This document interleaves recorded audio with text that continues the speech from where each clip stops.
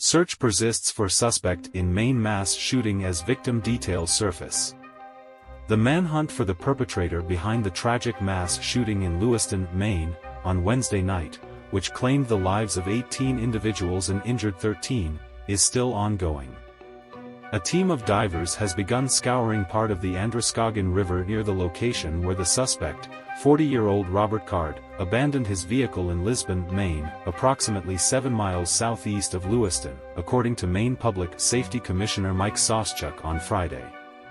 Simultaneously, investigators are conducting thorough searches on the surrounding land. Authorities have issued a warning that the suspect should be considered armed and dangerous.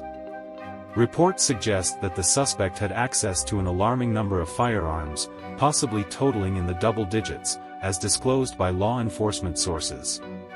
A weapon was recovered from the suspect's abandoned vehicle. However, it remains uncertain whether this firearm was the one used in the shooting. It has been confirmed that the weapon was legally obtained. The search for the suspect involves hundreds of police officers, roughly 80 FBI agents, federal marshals, and personnel from various other agencies. As a result, residents in local communities are urged to continue following shelter-in-place advisories.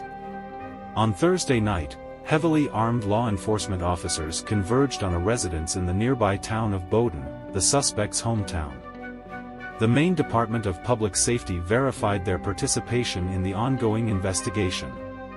Despite an extensive search, the officers left the scene without locating the suspect. The tragic events unfolded just prior to 7 p.m. on Wednesday at Sparetime Recreation, a bowling alley in Lewiston.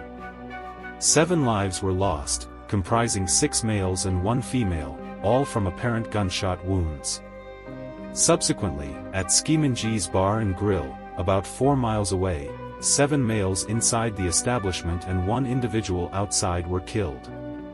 3 more individuals succumbed to their injuries at a local hospital. As the community grapples with the incomprehensible tragedy, investigators are exploring the possibility that the suspect had a specific target in mind, believed to be a current or former girlfriend. However, it remains uncertain whether this individual was present at either of the 2 attacked locations. The weapon used in the shooting has been identified as a semi-automatic rifle equipped with an extended magazine and scope. In the aftermath of this heartbreaking incident, details about several victims have emerged. Arthur Strout, a 42-year-old father of 3. Bob Violette, a 76-year-old avid bowler and youth league instructor. Michael Delorier II, who was at the bowling alley with family and friends. Joseph Walker, a bar manager who bravely confronted the shooter. For beloved members of the Governor Baxter School for the Deaf in Falmouth, Maine, Joshua Seal, Billy Brackett, Steve Vozea, and Brian McFarlane. Peyton Brewer-Ross, a member of the General Dynamics Bath Iron Works in Bath, Maine.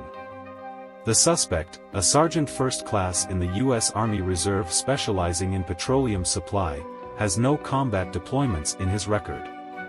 He recently reported mental health concerns, including auditory hallucinations, and had previously made threats about conducting a shooting at a National Guard facility.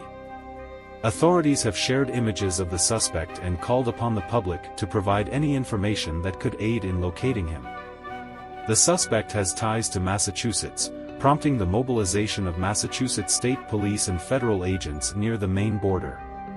The U.S. Coast Guard is also involved in the search for the suspect's boat. As the search continues, residents in Lewiston, Lisbon, Bowdoin, and surrounding areas have been advised to remain indoors due to the severity and urgency of the situation.